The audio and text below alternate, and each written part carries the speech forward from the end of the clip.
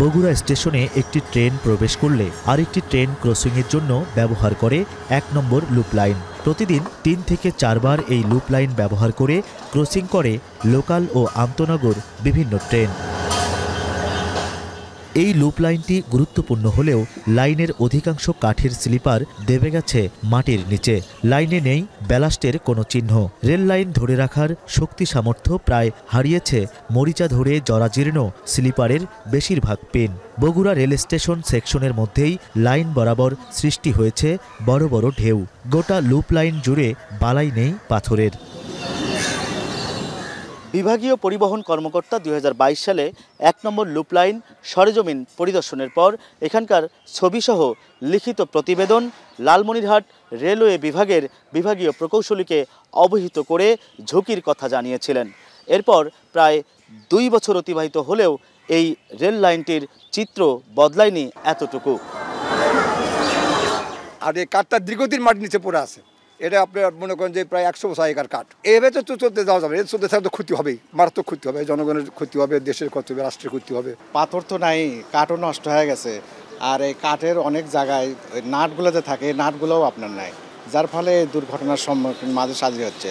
এই রেল স্লিপারগুলোতে যে পরিমাণে পাথরটা দরকার সেই পাথরটা নেই, যেটা রেলের নিরাপত্তার জন্য খুবই অত্যন্ত জরুরি। এবং পাথর না থাকার কারণে রেল এবং যাত্রীরা ঝুঁকির মধ্যে রয়েছে।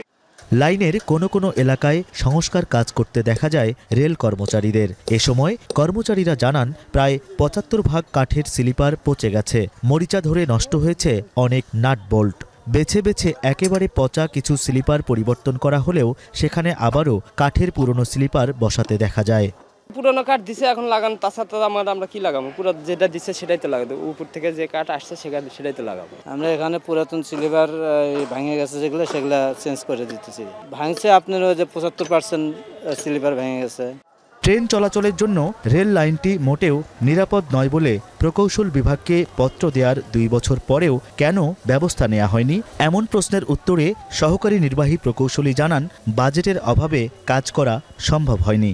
আমাদের প্রধান প্রকৌশলী কয়েকদিন আগে ঘুরিয়ে গেছে, এখন ওই পাখি ডিভিশন থেকে কিছু রিলিজ স্লিপার দিচ্ছে, আমরা পর্যায়ক্রমে স্লিপার হলে ওগুলা সব করে উঠে যাবে। এস্টিমেট দিছি কিন্তু টাকার কারণে পাস হয় নাই।